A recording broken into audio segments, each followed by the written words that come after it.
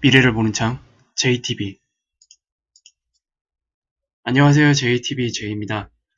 오늘은 같은 말만 되풀이하는 연준이라는 주제로 먼저 이야기를 풀어나가겠고요.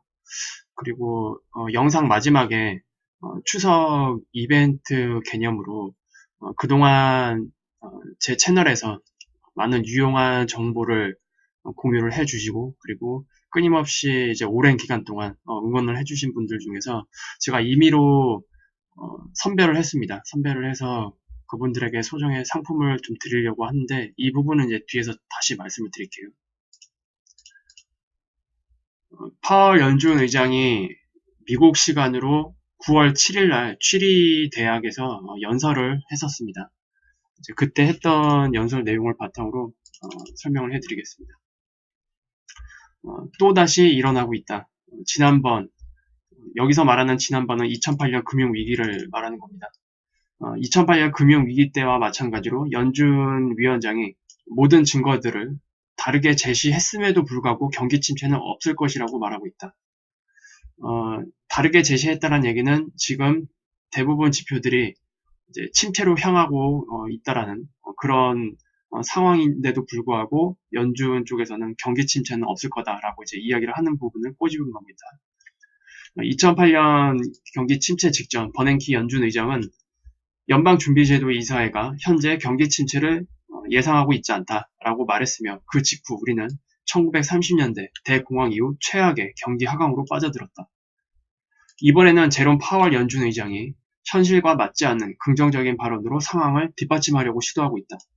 파월은 취리 대학의 연설에서 연준준비제도 이사회는 경기 침체가 있을 것이라는 예상들에 대해서 전혀 아니다 라고 주장을 했다.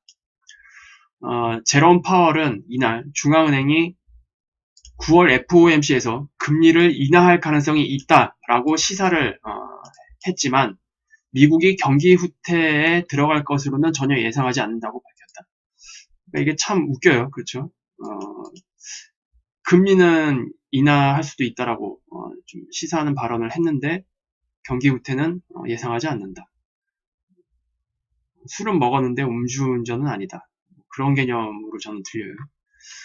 한편 말 그대로 우리 주변은 온통 무너져 내리고 있다. 불과 며칠 전 경기 침체가 임박했음을 분명히 보여주는 28개 데이터 포인트 목록을 정리했는데, 그 이후로 우리는 훨씬 더 나쁜 소식을 접하게 되었다. 예를 들어 우리는 방금 프레즈가 파산 신청을 하고 500여 개 이상의 점포를 폐쇄할 것이라는 것을 알게 되었다. 할인마트와 약국 프랜차이즈를 운영하는 프레즈는 월요일 모든 가게를 닫을 계획과 함께 파산 신청을 했다. 이제 이 관점은 제로 엣지에서 이제 언급한 내용입니다. 어쨌든 파월 연준 의장의 연설에서 우리가 주목을 해야 될 것은 기존 사이클에서 계속 반복했던 말들, 경기 침체 예상하지 않는다, 걱정하지 말아라. 하지만 그럼에도 불구하고 지표들은 계속 악화돼 가고 있고, 그런 상황이 또 다시 반복되고 있다라는 부분을 이제 언급을 하려고 제로 엣지에서 이 부분을 강조를 한 것 같습니다. 그리고 이제 지금 어쨌든 가장 큰 화두, 경기 침체로 들어가느냐 아니면 좀 더 연장되느냐, 여기에 가장 큰 영향을 미치는 변수가 미중 무역 전쟁이잖아요. 우리가 다 알고 있다시피. 그러면 미중 무역 전쟁은 언제 끝나는가? 이게 가장 중요할 겁니다. 결과적으로. 미중 무역 전쟁이 언제 끝나냐?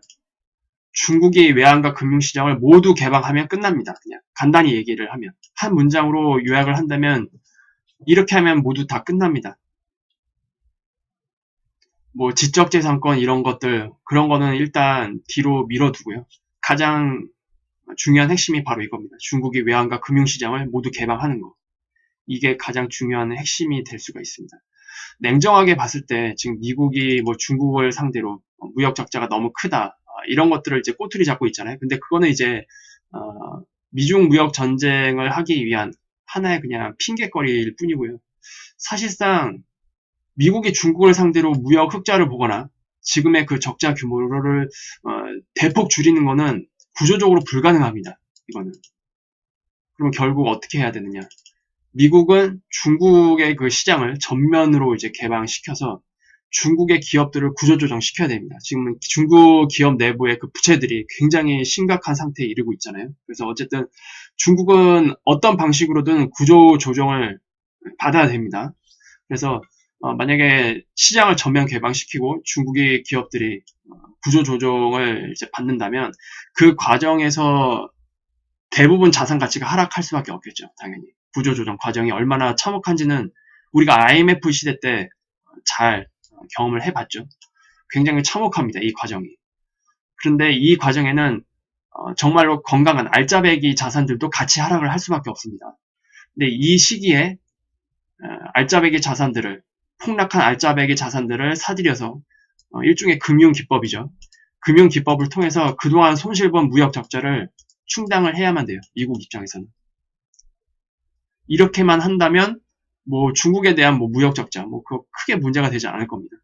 그리고 장기적으로 금융시장을 이제 개방을 시켰고 많은 지분들을 확보했기 때문에 중국이 성장하는 것은 곧 미국 자금 또는 뭐 엘리트들의 자금 그 사람들이 이제 돈을 버는 개념이겠죠.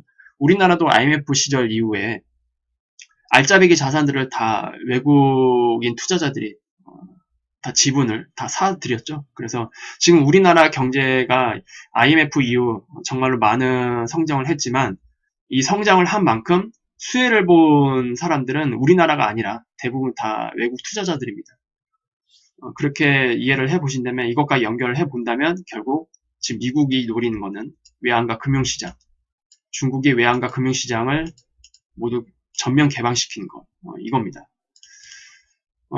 그리고 여기서 이제 추가로 한 가지 언급해야 될 부분은 중국이 시장을 개방하고 구조 조정이 되는 과정에서는 단지 중국만의 문제가 아닙니다. 중국발 금융 위기를 이제 겪어야 되는데 이 과정에서 많은 나라들이 이제 피해를 볼 수밖에 없겠죠.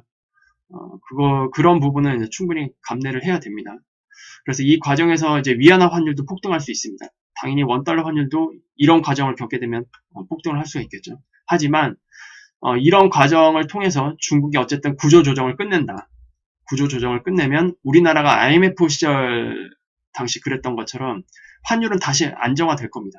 그리고 중장기적으로 중국의 국가 경쟁력도 올라갈 거고 그리고 위안화가 점점점 강세 흐름으로 이제 전환될 수 있을 겁니다. 이 내용 자체는 이미 그 서강대 김영일 교수님이 정리한 내용이에요. 그리고 이 내용에 대해서 저도 모두 다 공감합니다. 그리고 이런 내용들이랑 연결시켜서 레이 달료가 지금 중국 시장을 굉장히 관심 있게 보고 있잖아요. 레이 달료도 지금 이런 부분을 어느 정도 이해를 하고 있는 것 같습니다. 그래서 레이 달료가 큰 투자처는 앞으로 이제 중국 시장이 될 거라고 계속 강조하는 부분이 바로 이런 것들과 관련이 있지 않을까 그렇게 생각을 합니다. 그리고 철저하게 투자자 관점이라면 중국 시장에 향후 큰 기회가 있을 것으로 보는 게 맞겠죠. 그래서 제가 저번에도 말씀을 드렸지만 이제 양적 완화가 시작이 되면 4차 산업을 선도하는 그 기업들의 지분을 매입하는 게 좋다고 말씀을 드렸는데 지금 현재 상황에서는 4차 산업을 선도하는 우량 기업들이 대부분 미국에 있습니다. 대부분 미국 기업들이에요. 뭐 구글, 뭐 아마존, 뭐 비자카드, 마스터카드 그리고 뭐 아메리칸 익스프레스 그 다음에 뭐 바이오 관련 쪽은 암젠, 화이자 이런 것들도 있고요. 그 밖에 뭐 IBM, 마이크로소프트 다 미국 쪽 기업입니다. 대부분. 그런데 이런 기회가 열린다면 중국 기업도 눈여겨보는 게 당연히 좋겠죠. 그래서 적절하게 배분이 필요해 보입니다. 그래서 어쨌든 무역전쟁은 이 내용이 나오지 않는 이상 중국의 외환과 금융시장 개방이라는 이런 합의가 나오지 않는 이상 절대로 끝나지 않는다. 거꾸로 생각을 하면 그렇게 보시면 될 것 같습니다. 그리고 지금 미중 무역 전쟁 때문에 지금 실질적인 경제 상황이 많이 가려져 있습니다. 다 지금 미중 무역 전쟁만 집중을 하고 있죠. 그런데 미중 무역 전쟁을 제외하고서라도 지금의 경제 상황을 봤을 때는 정점을 찍은 이유입니다. 지금 이것은 지금 미국이거든요. 미국 지표입니다. 1980년부터 2018년까지 지금 이 사이트는 제가 어차피 영상이 올라가면 하단에 링크를 공유해 드릴 거예요. 미국이 이제 GDP 대비 시가총액을 이제 표기한 차트입니다. 지금 차트는 2018년 12월 달까지밖에 나와 있지 않습니다. 이게 1년 단위로 제공이 되기 때문에 2019년 거는 2019년 12월 31일이 지난 이후에 나올 겁니다. 그 부분은 좀 감안을 하시고요. 지금 보면 아시겠지만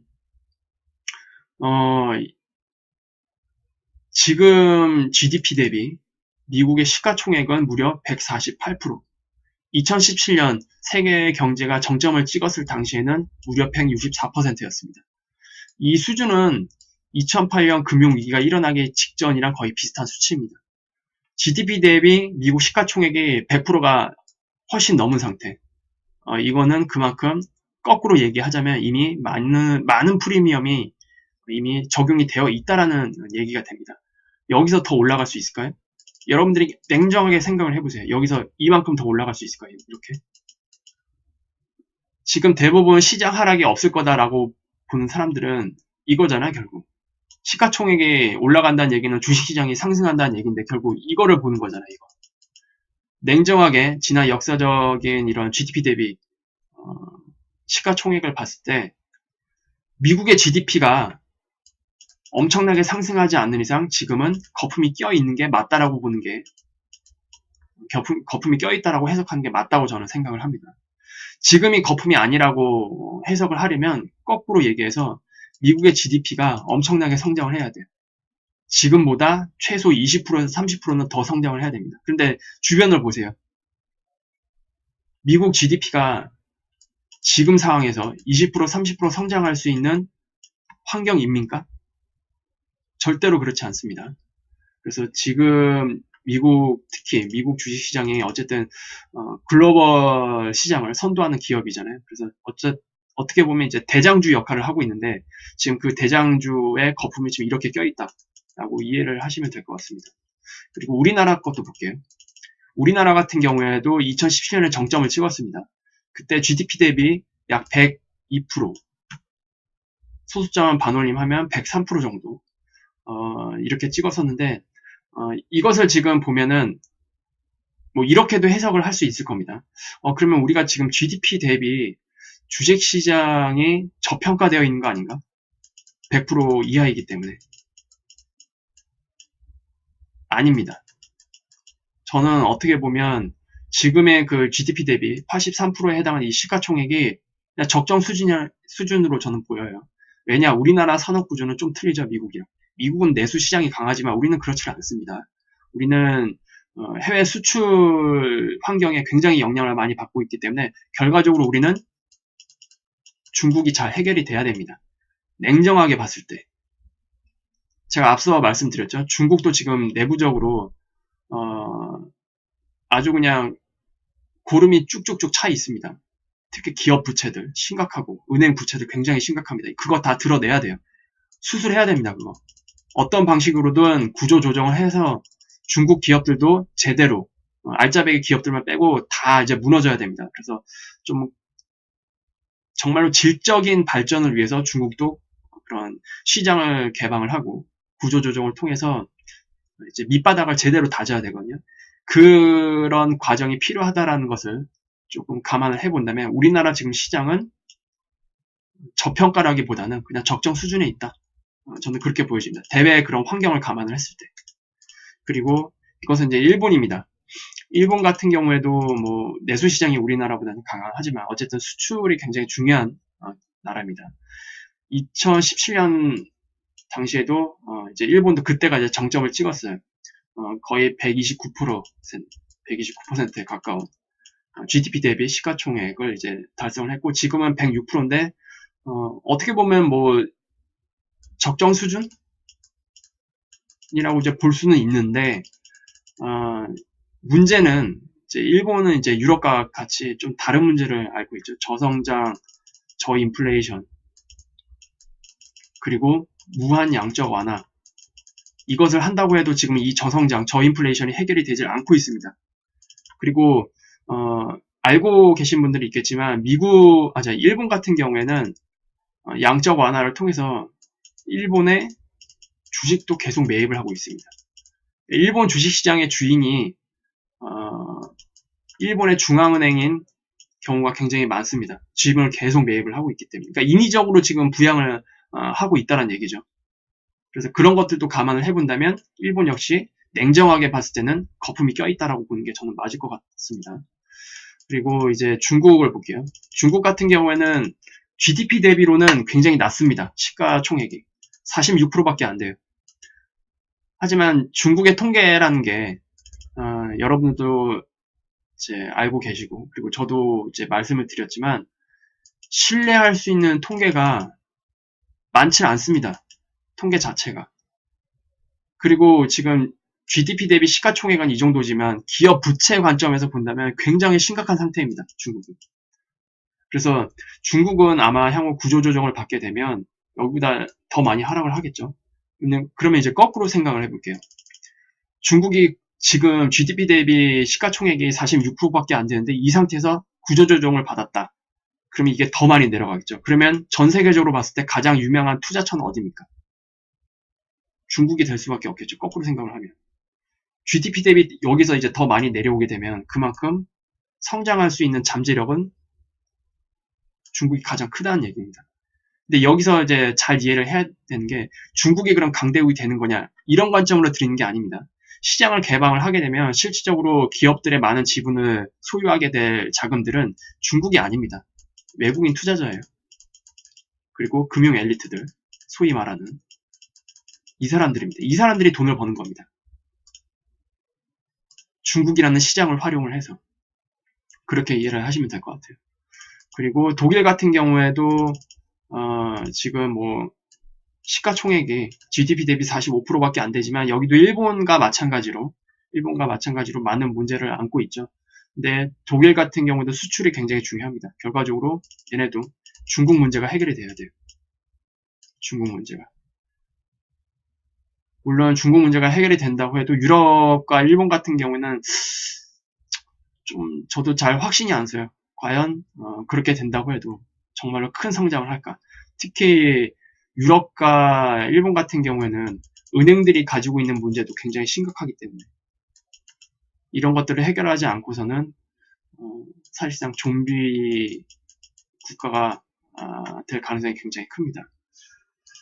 그래서 이 부분들을 통해서 보신다면 지금 어쨌든 미국 시장으로 기준으로 본다면 여기서 GDP가 급격하게 상승하지 않는 이상 이런 흐름은 보기 힘들다. 지금 상태로 봐도 엄청난 거품이 껴져 있고 2008년보다 조금 더 많이 껴져 있는 상태예요. 지금 GDP 대비 시가총액을 보면.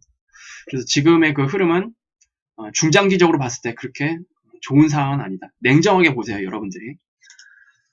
그렇게 보시면 될 것 같고, 이제 마지막으로 제가 앞서 언급했던 그 이벤트 관련해서 이제 당첨자를 좀 발표를 하려고 합니다. 제가 여기서 선정한 당첨자는 일단 제가 임의적으로 크게 분류한 건 이겁니다. 제 채널에서 오랫동안 활동을 하시면서 좋은 내용 그리고 정보 이런 것들을 공유해 주신 분들 이런 분들이 대다수고요. 그리고 그 밖에 정말 오랜 시간 동안 제 채널을 이제 구독을 하시면서 응원을 해주신 분들도 있고 그리고 다른 사람들의 댓글에 열심히 댓글을 달아주신 분들도 있습니다. 그런 분들이 다 포함이 된 거고요. 그리고 상품은 이겁니다.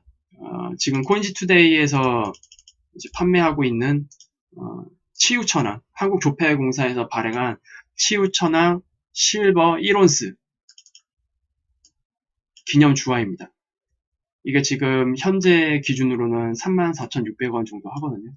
그래서 이것을 제가 일단 코인지투데이에서도 조금 협찬을 해 주셨어요. 그래서 총 상품은 이제 50개입니다. 50개.